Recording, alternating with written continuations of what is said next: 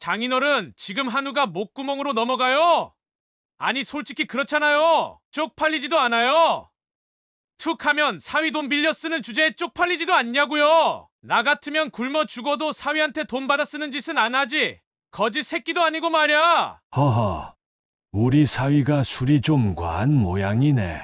오늘은 그만 돌아가서 쉬지 그러나. 지금 누구한테 명령이야?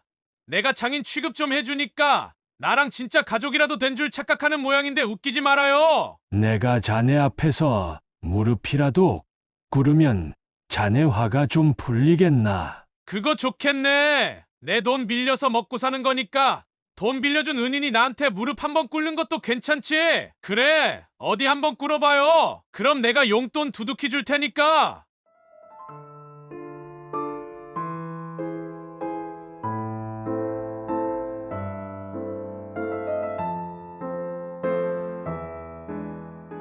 오늘은 곱디곱게 키운 하나뿐인 외동딸을 부잣집에 시집을 보냈지만 사위에게 무시당하고 갑질당하는 홍순목 할아버지의 사연을 들려드리려고 합니다. 사연을 듣고 난 후 각자의 의견을 댓글로 남겨주시기 바랍니다. 사소한 댓글이라도 사연자분에게 큰 힘이 될 수 있습니다. 일부 사연은 각색될 수 있습니다. 홍순목 할아버지는 가난한 집의 셋째 아들로 태어났습니다. 가난 때문에 학교도 제대로 마치지 못하고 일터로 나가야 했습니다. 고향에는 일자리가 없어서 무작정 서울로 올라갔습니다. 당시만 해도 홍순목 할아버지는 서울만 가면 일자리 구하는 건 식은 죽 먹기라고 생각했습니다. 하지만 막상 서울역에 내려보니 현실은 완전히 달랐습니다. 서울에 오면 연락하라고 큰 소리 치던 사촌형은 달동네 사글세 단칸방에서 5 식구가 사는 처지였기에 그 집에 얹혀 사는 건 애초에 불가능했습니다.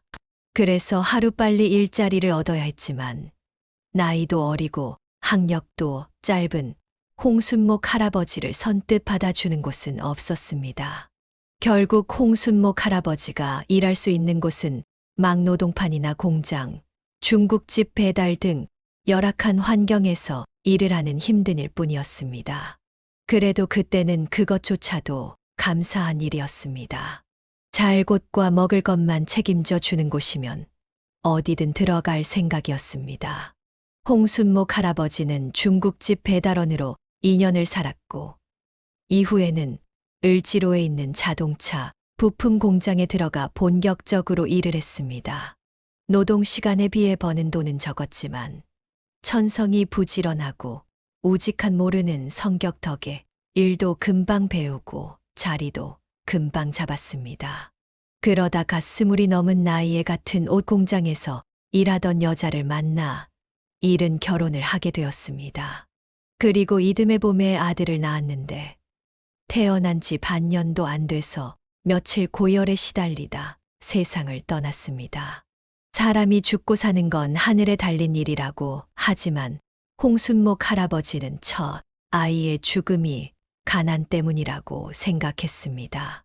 그래서 그때부터 미친 듯이 돈을 버는데 열중하게 되었습니다. 너무 돈을 버는데 열중했던 홍순목 할아버지는 하루아침에 자식을 잃은 아내의 마음에 대해서 나 몰라라 했습니다. 첫 번째 부인과는 얼마 안 가 이혼을 했습니다. 그러다 30이 다 된 나이에 근처 백반집에서 일하던 지금의 아내를 만나 결혼을 했고 그해 겨울에 예쁜 딸 화영 씨가 태어났습니다. 두 사람은 서로 죽고 못 살 정도로 사랑해서 결혼한 건 아니었습니다.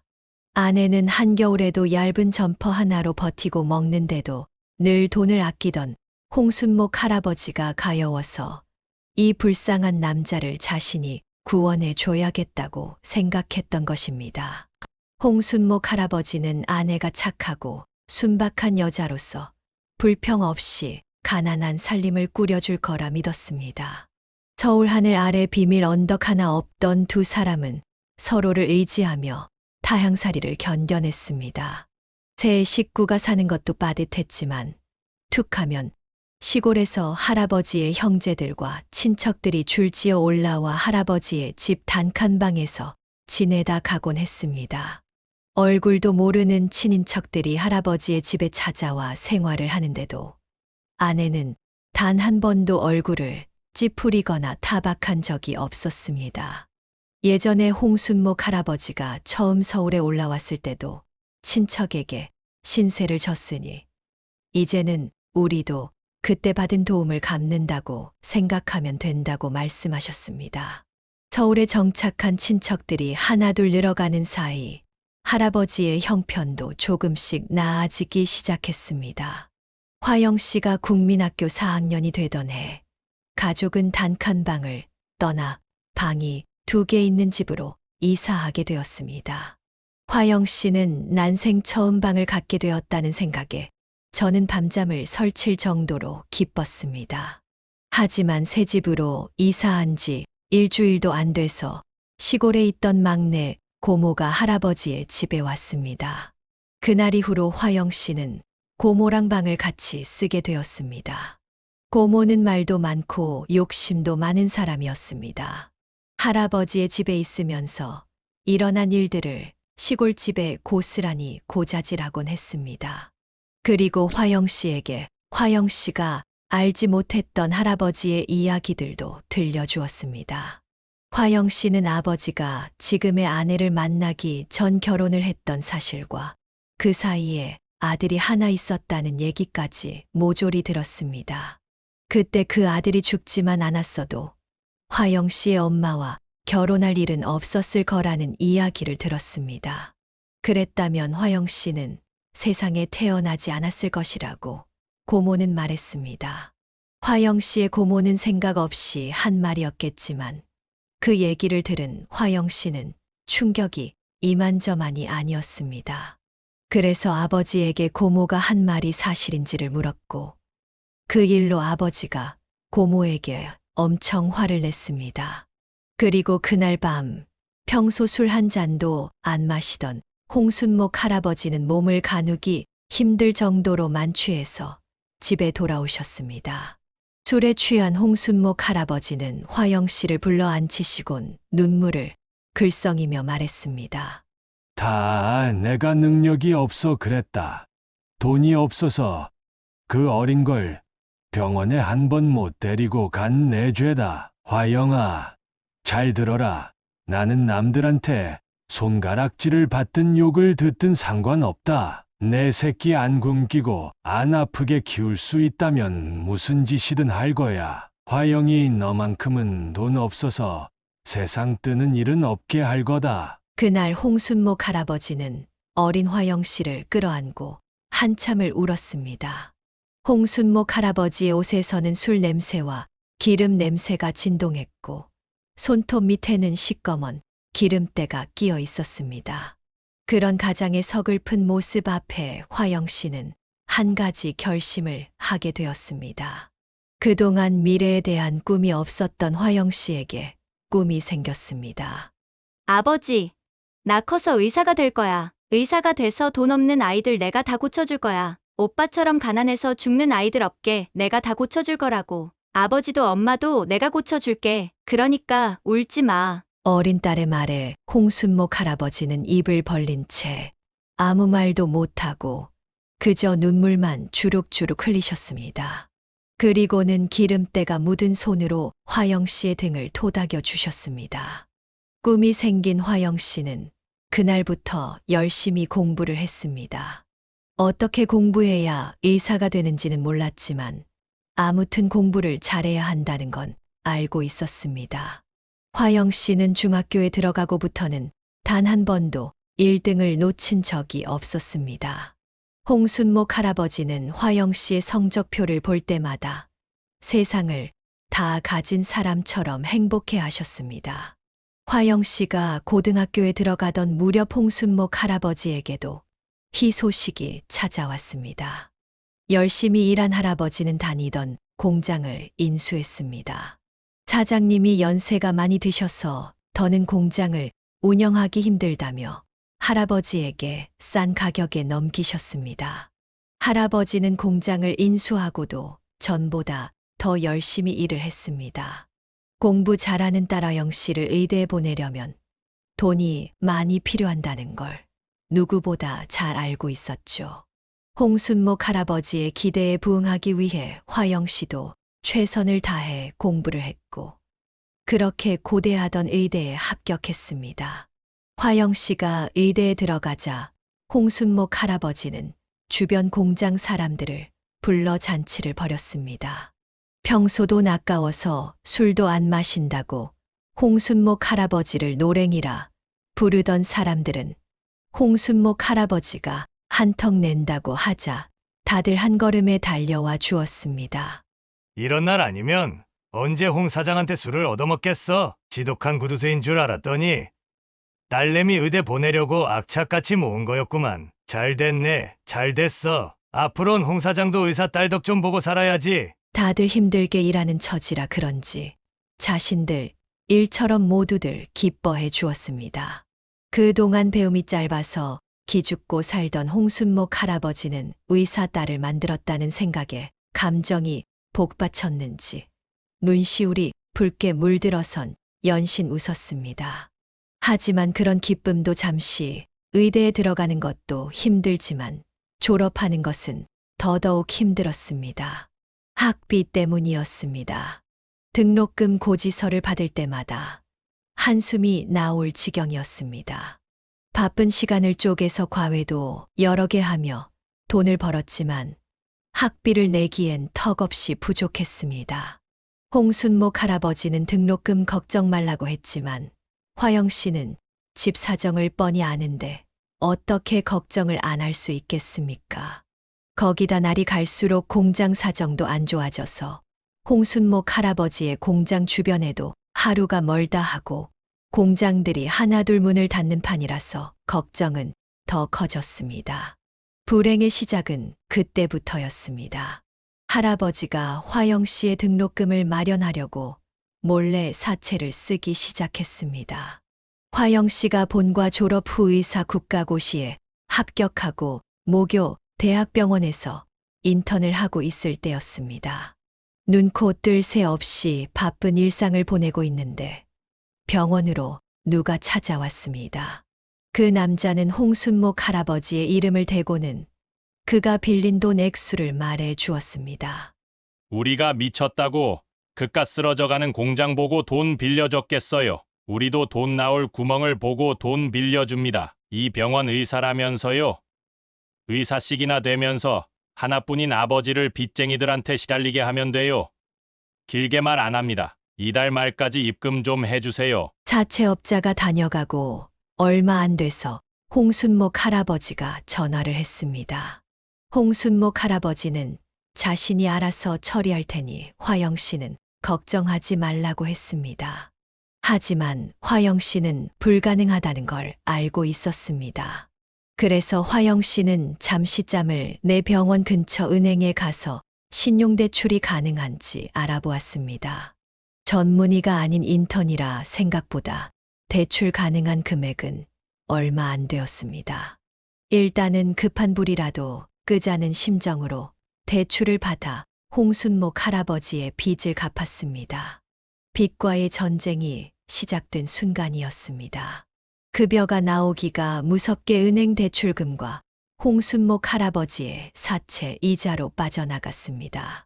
화영 씨는 자신의 등록금을 대려고 진 빚이니까 자신이 갚는 게 맞다고 생각했습니다. 인턴 과정을 마치고서도 빚을 갚느라 허덕이는 생활은 여전했습니다. 처음엔 화영 씨에게 짐을 지은 것 같다며 미안해하던 홍순목 할아버지는 시간이 지나면서 조금씩 당연하게 받아들이기 시작했고, 공장 운영이 안 돼서 지게 된 빚까지 화영 씨에게 넘기기 시작했습니다. 돈 없는 아이들을 살리겠다고 의사가 되고자 했던 화영 씨는 어느새 할아버지의 빚을 갚기 위해 의사가 된 것처럼 그렇게 바뀌게 되었고, 그러다 결국 빚에 팔리듯 결혼까지 하게 되었습니다. 하루는 홍순목 할아버지가 병원까지 찾아와 선자리가 들어왔다며 선을 보라고 했습니다. 지금 내가 그럴 처지야? 당장 갚을 돈이 태산인데 무슨 선이야. 그런 소리 할 거면 돌아가. 우리 공장에 하청 주는 회사 사장 아들이야. 인물도 좋고 사람도 좋대. 학벌은 너보다 좀 떨어지지만 학벌 보고 살 건 아니잖아. 그쪽에서 너만 좋다면 혼수고 예단이고 하나 필요 없다고 하더라. 원래 의사들은 결혼할 때 열쇠 3개는 받고 한다잖아. 명색이 너도 의사인데 돈 없다고 고개 숙일 필요 있겠니? 그러니까 아버지 얼굴을 봐서라도 한번 만나보기라도 해. 홍순목 할아버지는 정확히 말은 안 했지만 당장 하청을 못 받으면 문을 닫아야 하는 처지라서 화영 씨의 결혼이 무엇보다 절실했습니다. 이제는 어디서 돈도 빌릴 수 없고 일감까지 떨어지면 온 식구가 손가락 빨고 살아야 할 판이었습니다. 이런 처지를 모르는 게 아니어서 울며 겨자 먹기로 선자리에 나갔습니다. 선자리에 나온 남자는 인물도 좋고 화영 씨에게 호감이 있는 것 같았습니다. 비록 돈 때문에 등 떠밀려 나온 화영 씨였지만 맞선 상대가 별로였다면 일찍 자리에서 일어났을 겁니다. 그런데 선자리에 나온 이 남자는 있는 집 자식임에도 사람한테 상냥하고 착한 것 같았습니다. 솔직히 이런 자리에 나오기 싫었어요. 미안해요. 우리 아버지가 돈은 좀 가지고 계신데 자식들 학벌이 다들 엉망이라 어디 가서 자식들 얘기 나오면 길을 못 펴시거든요. 형이랑 누나는 이미 시집장가를 가서 어쩔 수 없고 대신 막내 아들만큼은 짝으로 의사 며느리를 얻으시겠다고 이 난리를 피우시네요. 처음 만난 자리에서 이런 얘기를 하다니 꽤 솔직한 사람 같았습니다. 아버지한테 등 떠밀려 선자리까지 나온 거라서 별로 기대 안 했어요. 그냥 시간이나 때우다 돌아가려고 했거든요. 근데 화영 씨 보고 마음이 바뀌었어요. 괜찮으면 나랑 결혼을 전제로 만나보지 않을래요? 전 화영 씨가 마음에 듭니다. 순간 화영 씨는 내 앞에 앉아 있는 남자를 보면서 어쩌면 저 사람이 지긋지긋한 생활에서 자신을 구원해 줄 사람인지도 모르겠다는 생각이 들었습니다. 아버지 말대로 다른 의사들은 열쇠도 몇 개씩 받고 결혼한다는데 자신도 그러지 말라는 법이 없다는 안일한 생각까지도 들었습니다. 악마의 속삭임은 가장 약해졌을 때 다정하게 다가온다고. 그때 화영 씨의 상황이 딱 그런 상황이었습니다. 결국 화영 씨는 현실을 도피하듯 맞선 남과 몇 달간의 연애 끝에 결혼을 했습니다. 결혼을 하면서 화영 씨의 시댁에서는 친정의 빚을 모두 갚아 주었습니다.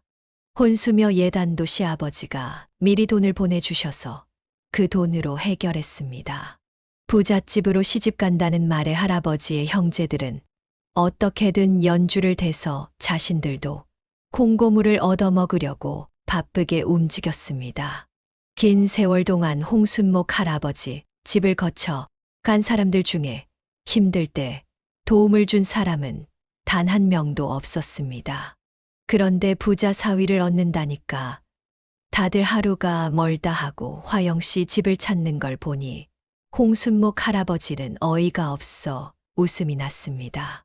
그런 사람들 앞에서 홍순목 할아버지는 오랜만에 어깨에 힘을 주었습니다. 화영 씨는 그래 이렇게라도 사람들 앞에서 홍순목 할아버지가 길을 세울 수 있으니 다행이라고 생각했습니다. 신혼생활은 화영 씨 시댁에서 마련해준 고급 아파트에서 시작했습니다. 화영 씨의 병원 근처라서 출퇴근도 편하고 무엇보다 전망이 좋았습니다. 태어나서 처음으로 이런 고급스러운 집에서 살게 된 화영 씨는 한동안 이게 꿈이 아닐까 하는 생각을 하곤 했습니다. 딱히 귀찮게 하는 시댁 식구도 없고 남편 역시 화영 씨의 바쁜 병원 생활을 이해해줘서 걱정할 게 없었습니다. 그런데 화영 씨가 모르는 사이에 많은 일들이 벌어지고 있었습니다. 화영 씨는 그걸 까맣게 모른 채 그저 남편이 자신을 많이 아끼는구나 하고 착각을 했습니다. 아내가 예쁘면 처갓집 말뚝만 봐도 절을 한다는 말처럼 남편은 화영 씨보다 화영 씨의 친정을 더 살뜰히 돌봤습니다. 명절이나 부모님 생신뿐만 아니라 툭하면 화영 씨의 친정을 찾곤 했습니다. 부모님 용돈도 잘 챙기고 홍순목 할아버지의 공장 문제로 집 안에 목돈 들어갈 일이 생기면 화영 씨가 말하기도 전에 남편이 먼저 친정에 돈을 보내곤 했습니다. 남편이 먼저 화영 씨의 친정을 잘 돌봐주니 화영 씨도 자연스럽게 시댁에 잘하게 되었습니다. 전문의가 되자마자 그동안 화영 씨 집 사정을 봐주신 시부모님께 종합검진을 해드렸습니다. 없는 것 없이 잘 사시는 분들께 건강보다 더 필요한 건 없겠다고 생각했기 때문입니다. 거기다 시부모님을 통해 지인들이 병원에 입원했다는 소식을 접하면 바빠도 찾아가서 인사드리고 담당이에게 부탁 인사도 했습니다. 의사 며느리 둔 덕을 톡톡히 보시도록 최선을 다했습니다.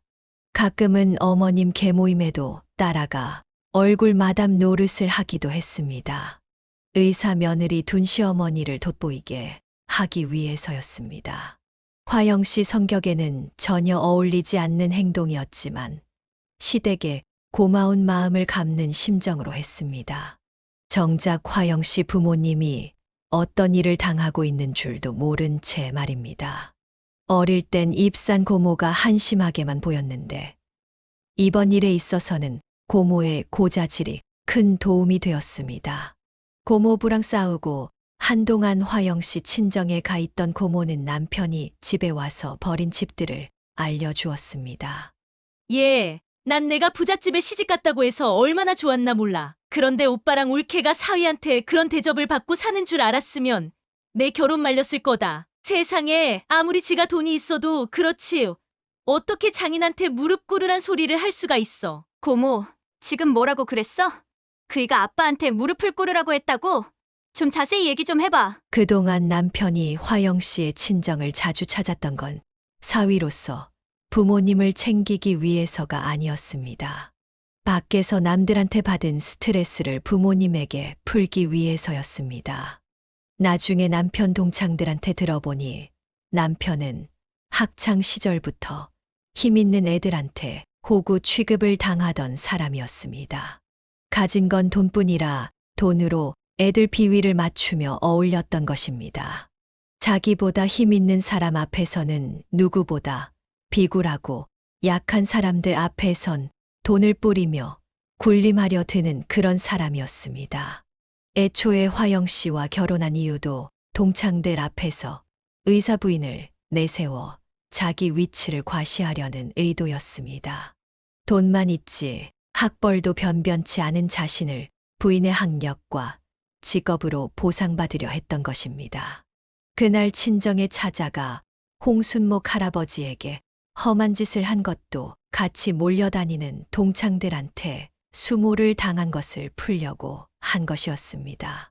남편은 명절도 아닌데 한우 선물 세트를 사 들고 가서는 화영 씨의 엄마에게 술 안주하게 구워달라고 했습니다. 고기를 안주 삼아 홍순목 할아버지와 술잔을 기울이던 남편은 술이 얼큰하게 취하자 본성이 튀어나와 버렸습니다. 장인어른, 지금 한우가 목구멍으로 넘어가요. 아니, 솔직히 그렇잖아요. 남의 돈 밀려 쓰는 사람은 고기도 숨어서 먹으랬다고. 어떻게 장인이 내 앞에서 뻔뻔하게 한우를 먹어요? 쪽팔리지도 않아요. 툭 하면 사위 돈 빌려 쓰는 주제에 쪽팔리지도 않냐고요. 나 같으면 굶어 죽어도 사위한테 돈 받아 쓰는 짓은 안 하지. 거지 새끼도 아니고 말이야. 허허, 우리 사위가 술이 좀 과한 모양이네. 오늘은 그만 돌아가서 쉬지 그러나. 지금 누구한테 명령이야? 내가 장인 취급 좀 해주니까 나랑 진짜 가족이라도 된 줄 착각하는 모양인데 웃기지 말아요. 내 돈 받아 쓰는 주제에 어디서 건방지게 훈계질이야. 막말로 장인 장모는 잘난 딸내미 팔아서 덕보고 사는 거잖아요. 그럼 돈 대주는 물주한테 고개 뻣뻣이 들고 이러면 안 되는 거지. 설마 내가 그쪽을 장인으로 생각한다 착각하는 건 아니죠? 그러니까 앞으로 주제 넘게 나한테 이래라 저래라 하지 말라고요. 별거지 같은 것들이 사람 열받게 해. 이복의 사위, 그럼 내가 어떻게 하면 되겠나? 어떻게 하면 자네 화가 좀 풀리겠느냐 말일세. 내가 자네 앞에서 무릎이라도 꾸르면 자네 화가 좀 풀리겠나. 그거 좋겠네. 내 돈 빌려서 먹고 사는 거니까 돈 빌려준 은인이 나한테 무릎 한번 꿇는 것도 괜찮지? 그래, 어디 한번 꿇어봐요. 그럼 내가 용돈 두둑히 줄 테니까. 남편의 말에 화영 씨의 엄마는 더는 못 참고 소리쳤습니다. 자네 미쳤나? 아무리 없이 사는 처가라지만 어떻게 장인한테 무릎 꿇으라는 소리를 해? 아무리 못났어도 자네 장인일세. 자네 돈 좀 있다고 이래도 되는 건가? 참는 것도 한계가 있네. 아무리 술에 취해도 그렇지. 사람이 할 말이 있고 안 할 말이 있는 거야. 오늘 보니까 우리 장모님이 참 뻔뻔하시네. 내 돈 빌려다 쓸 때 내 앞에서 납작 엎드리더니 오늘은 돈 안 준다고 잘난 척 오지게 하시는 거 봐. 왜요, 장모님? 돈 필요해요? 돈 달라고 이러는 거예요? 오늘은 얼마나 드릴까요? 10만 원? 아니지. 100만 원이면 돼요. 그럼 그 입 좀 닥치겠어요? 없으면 그냥 입 닫고 찌그러져 사세요. 뭘 자존심까지 세우려고 그래요. 애초에 그럴 거면 하나뿐인 딸을 돈 받고 팔지는 말았어야지. 나 개차반인 거 다 알고 시집 보낸 거잖아요. 공장 넘어가게 생겼다고 당신이 우리 아빠 찾아와서 의사 딸 며느리로 줄 테니 대신 빚 갚아달라고 한 사람이 누군데 그래놓고 이젠 사위한테 대접까지 받겠다는 겁니까? 왜 내가 돈 쓰고 대접까지 해줘야 되는 건데요? 사돈 맺었다고 동급으로 놀려고 그러는 모양인데 꿈 깨세요. 의사 딸 없었으면 진작에 길바닥에 앉았을 주제에 감이 어디서? 남편의 술 주정은 점점 심해졌고 그런 모습을 처음 본 고모는 손에 든 휴대폰으로 그 상황을 모조리 동영상으로 남겨두었습니다. 그리고 다음 날 화영 씨에게 보내주었습니다. 고모가 평소 과장이 심한 사람이라 화영 씨가 고모 말을 잘 믿지 않는다는 걸 알고 일부러 동영상을 찍었다고 했습니다. 고모 말대로 동영상이 없었다면 화영 씨는 고모 말을 믿지 않았을지 몰랐습니다. 동영상 속 화영 씨의 부모님은 참담한 모습으로 고개를 숙이고 있었습니다. 그 모습을 보니 화영 씨는 가슴이 갈갈이 찢어지는 것 같았습니다. 그래서 친정엄마에게 전화해 그날 일을 물었더니 수화기 너머로 엄마가 흐느껴 우셨습니다. 창피해서 화영이는 몰랐으면 했다. 이번이 처음이 아니야. 평소 내 남편이 집에 찾아가 종종 폐악질을 벌여왔고 그때마다 엄마랑 아빠는 사위 앞에서 죄인처럼 고개만 숙여왔었다. 그런데 어제는 장인을 무릎까지 꿇리는 걸 보고 차라리 이참에 공장 팔아 사돈댁 돈 갚고 시골에 내려가 사는 게 낫겠다. 그 말을 들으니 피가 거꾸로 솟는 것 같아서 일이 손에 안 잡혔습니다. 화영 씨는 당장 남편을 찾아가 따지기로 결심했습니다. 남편에게 연락을 해보니 남편은 시댁에 있다는 소식을 듣고 시댁으로 향했습니다. 시어머니, 시아버지, 그리고 시댁 식구들 모두가 모여있는 자리였습니다. 화영 씨는 도착하자마자 남편에게 따지기 시작했습니다. 당신 지금 어디에서 뭐하고 왔어? 똑바로 말해, 어디 있었어? 왜 이렇게 화가 나 있어? 어디 있긴 나 처갓집에서 밥 먹고 방금 나왔어. 왜 무슨 일인데? 밥 먹고 나왔다고? 그래, 당신은 밥 먹었겠지. 사람이 어떻게 처갓집에 그딴 짓을 할 수 있어? 남편은 어리둥절한 표정으로 화영 씨를 바라보았습니다. 그때 시어머니가 나서서 화영 씨를 달랬습니다. 재아가 무슨 일이니? 왜 이렇게 흥분해 있어? 일단 이거 마시고 진정 좀 해라. 화영 씨는 당장이라도 눈물이 터질 것 같았지만 가까스로 참았습니다. 그리고 직접 고모가 찍은 그 동영상을 시댁 식구들 앞에서 공개했습니다. 남편의 폐악질이 모두 녹화되어 있는 동영상이었습니다. 시댁 식구들의 얼굴이 하나같이 붉어졌습니다. 그러더니 동영상이 끝나기도 전에 짝소리가 났습니다. 시아버지였습니다. 이게 무슨 짓이야? 내가 정말 사람 새끼냐? 빌어먹을 놈의 새끼 어디서 배워먹은 버르장머리야? 시아버지가 노발대발하며 남편의 따귀를 때렸습니다. 시어머니는 머리를 잡으며 화영 씨에게 말했습니다. 미안하다, 아가. 내가 아들을 잘못 키웠구나. 이렇게 못난 놈일 줄 생각도 못했다. 아들을 잘못 키운 내 잘못도 있으니 내가 먼저 사과를 해야겠구나. 미안하다. 화영 씨는 눈물을 흘리며 남편을 쏘아보았습니다. 당신, 이게 몇 번째인지 알아? 우리 부모님을 그렇게 무시하고도 뻔뻔하게 나한테 잘해주는 척했어. 우리 부모님이 뭘 그렇게 잘못했길래 이런 짓까지 하는 거야? 남편은 말문이 막혀 아무 대답도 하지 못했습니다. 시아버지는 다시 남편을 쏘아보며 말했습니다. 너 당장 무릎 꿇어. 당장 무릎 꿇고 하영이한테 사과해. 뭐하고 있어? 사내 자식이 어떻게 지 마누라한테 이럴 수가 있냐? 남편은 어안이 벙벙한 표정이었습니다. 그러나 목에 핏대를 세우며 말했습니다. 아버지까지 왜 이러세요? 내가 틀린 말 했어요. 내가 말한 것 중에 틀린 게 있으면 말해보시라고요. 이 자식이 아직도 정신 못 차리고 너 당장 나가. 내일부터 회사 출근할 생각하지 마라. 얘가 널 잘못 키워도 아주 단단히 잘못 키웠구나. 내가 사람 새끼를 기른 게 아니라 짐승을 길렀구나. 그렇게 남편은 쫓겨나듯이 집을 나갔습니다. 이내 시아버지는 흥분된 마음을 가라앉히고 깊은 한숨을 내쉬며 화영 씨에게 다가갔습니다. 하영아, 정말 미안하다. 우리가 너한테 이런 고생을 시키려고 한 게 아닌데. 시어머니도 화영 씨의 손을 잡으며 눈물을 흘렸습니다. 정말 미안하다. 화영아, 이런 일이 다시는 없게 할게. 화영 씨의 남편은 그날 시아버지에게 따귀를 맞은 이후 시아버지가 운영하는 회사에서도 내쫓겼습니다. 집을 나온 남편은 직장 없이 버티다가 결국 다시 시아버지에게 연락을 했습니다. 아버지, 제가 잘못했습니다. 진심으로 사과할 테니 제발 다시 받아주십시오. 그러나 시아버지는 단호했습니다. 내가 진심으로 사과하고 싶다면 먼저 처갓집 가서 관계를 회복해라. 그 전까지는 아무것도 할 수 없어. 남편은 할 수 없이 처갓집으로 향했습니다. 처음에는 며칠 동안 집 근처에서 배회하며 용기를 내지 못했습니다. 하지만 시간이 흐르면서 그는 결국 홍순목 할아버지와 마주하게 되었습니다. 홍순목 할아버지는 남편을 보자마자 얼굴이 굳어졌습니다. 여긴 왜 온 겐가? 남편은 고개를 숙이며 말했습니다. 잘못했습니다. 정말 죄송합니다. 다시 기회를 주십시오. 홍순목 할아버지는 한숨을 쉬며 말했다. 자네가 우리 집에 와서 무슨 짓을 했는지 기억하나? 아무리 술에 취했다고 하지만 정도가 너무 심하지 않나? 그때 자네가 했던 말을 아직도 잊지 못해. 남편은 울먹이며 답했습니다.